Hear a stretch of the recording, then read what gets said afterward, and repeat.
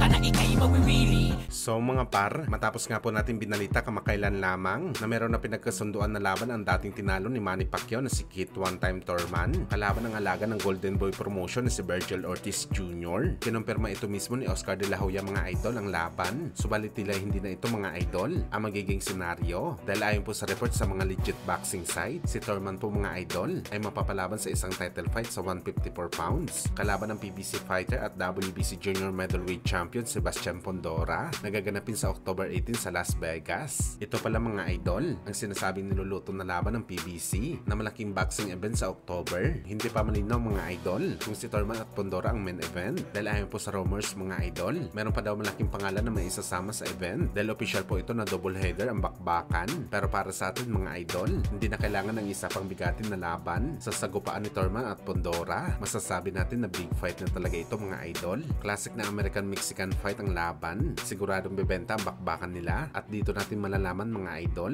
kung saan ba talaga banda si Pondora bilang halimon ng 154 pounds kalaban ng malakas at wais na si Thurman.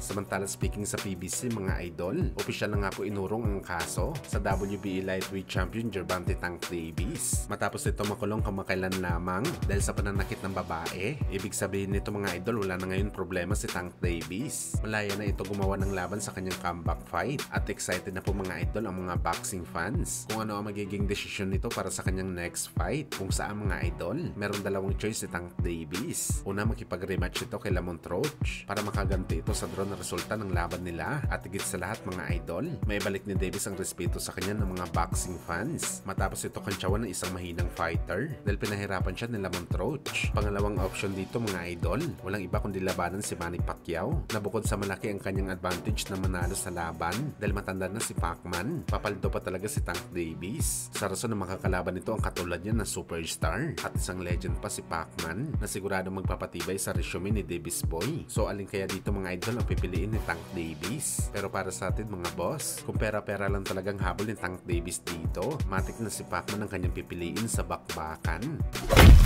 Sa kabilang banda naman mga idol, matapos nga po pinaliwanag ni Jeron Ennis kung bakit ito kumuha ng tune-up fight sa 154 pounds kalaban itong si Lima, kung saan ayon kay Ennis mga idol, nagpadala naman daw sila ng offer sa laban kay Ramos at Bohachok pero hindi daw nila tinanggap ang offer kaya si Lima daw ang kanyang pinili. Bagamat kaagad naman po mga idol, sinupalpal ni Jesus Ramos itong si Jeron Ennis. Aniya wala daw siya natanggap na offer galing kay Ennis Boy pero ang tsuhin daw nito mga idol na si Abel Ramos nakatanggap daw ng kontrata laban kay Ennis na alam naman daw nila mga idol na isang 147 fighter daw ang tsuhin nito. Si Abel Ramos po mga idol, ito ang fighter na nilabanan ni Mario Barrios bago kay Pacman. Ibang Ramos pala ang gustong labanan ni Ennis mga idol, hindi ang Ramos na 154 pounds kundi ang Ramos na 147. Gusto nila ito paakyatin sa 154 kaya dinadagsa ngayon ng batikos itong si Jeron Ennis.